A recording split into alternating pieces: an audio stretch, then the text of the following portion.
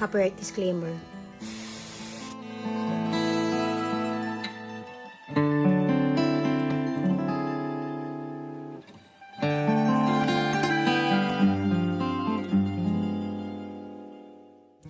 What is the current definition of coincidence?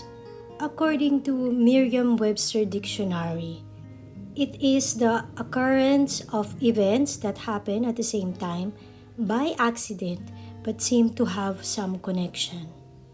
Yet strangely enough, when I check the etymology, it says that it's an exact correspondence in substance or nature, or to fall upon together, and the word accidental is nowhere to be found. It was only used 80 years later by someone named Thomas Browne, who was also knighted. He is well known for his book entitled Religio Medici, which means the religion of a physician. It is said to be non-theological and neither medical nor scientific book. Sounds more like it's delving into esotericism, as it is in his own words, conversation. It is like the sons with all men and with a friendly aspect to good and bad.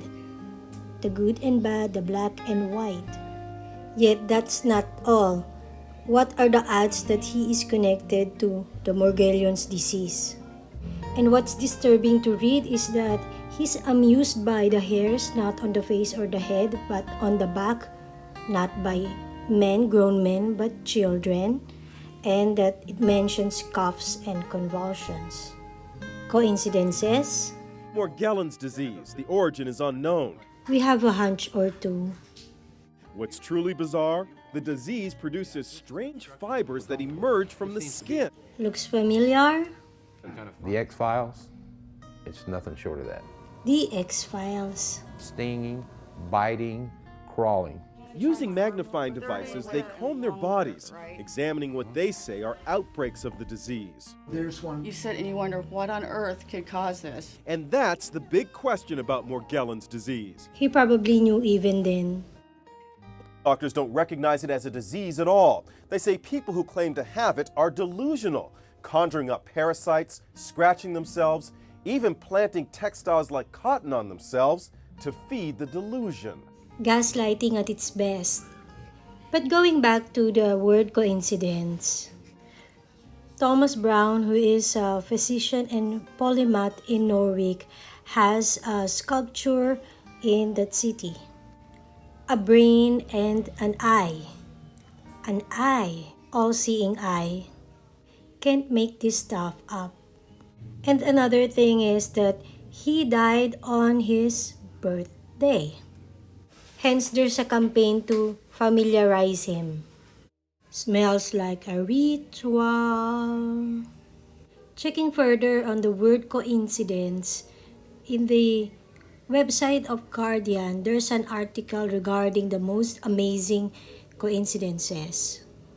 And two of those entries discusses about the sun, the Shemesh, and the moon, the Levana, having the exact same size. That just reminds me of how it is being pushed in the mainstream media that we are just an accident and a speck of the dust in this vast area. Now, let's take a step back to understand the scale of this image.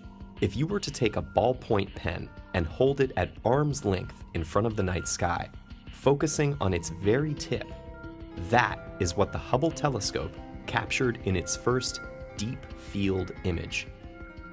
In other words, those 3,000 galaxies were seen in just a tiny speck of the universe, approximately 1/2,000,000th of the night sky. If it's expanding, then it's smaller than that. Anyhow, To put all this in perspective, the average human measures about 1.7 meters. With Earth's diameter at 12,700 kilometers, that's nearly 7.5 million humans lined up head to toe. I beg to disagree. It's not a globe, but with a dome, the firmament, the rakia. Hence, they use every trick in order to make us think that things are just an accident, contrary to the truth that everything has a reason. what we do in the natural realm has a ripple effect in the Ruchanim realm.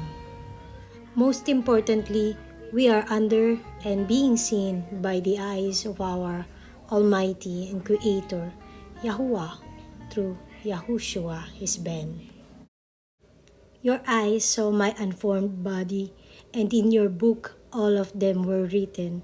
The days were formed while none was among them.